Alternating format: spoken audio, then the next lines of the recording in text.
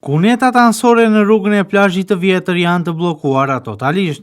Përgjatë rrugës Sazani, e cila lidh ish parkun e Tregëtis me zonën e Nartës dhe Zvërnecit, kunetat anësore të rrugës nuk kullojnë më ujërat e bardha të shiut.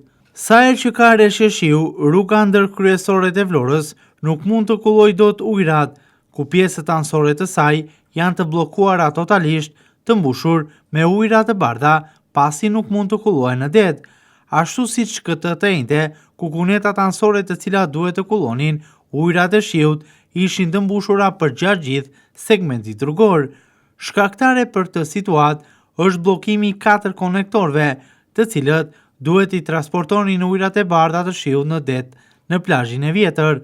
Tubacione këto me diametër 600, të cilat kanë funksionimin e tyre primar të derdhin ujërat e shiut në plazhin e vjetër, por këto tubacione shkarkuese janë totalisht të bllokuara.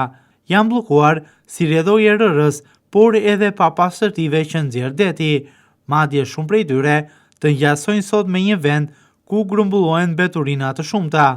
Ato nuk mund të kullojnë dot ujërat e bardha të shiut në det, në mënyrë që rruga të shkarkohet nga rreshjet dhe i qarkumi rrugor të vazhdojnë natyrshëm.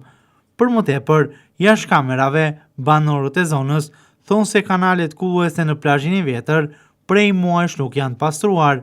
Këto kanale janë bllokuar nga barishtet, shkuret, por edhe mbeturina të shumta.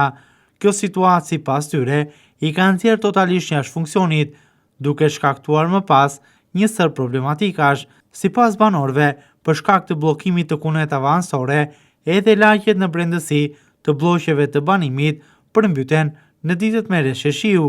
Për banorët është domosdoshmërisht bllokimi i kanaleve kulluese në zonën e plazhit, pasi një plan për zhbllokimin, por edhe pse jo, rihabilitimin e tyre do të zgjidhte shumë probleme në zonë, duke shmangur gjithashtu përmbytjet, çka shkaktojnë më pas dëmtime të banesave, por edhe të njësive biznesit në brendësi të blloqeve të banimit.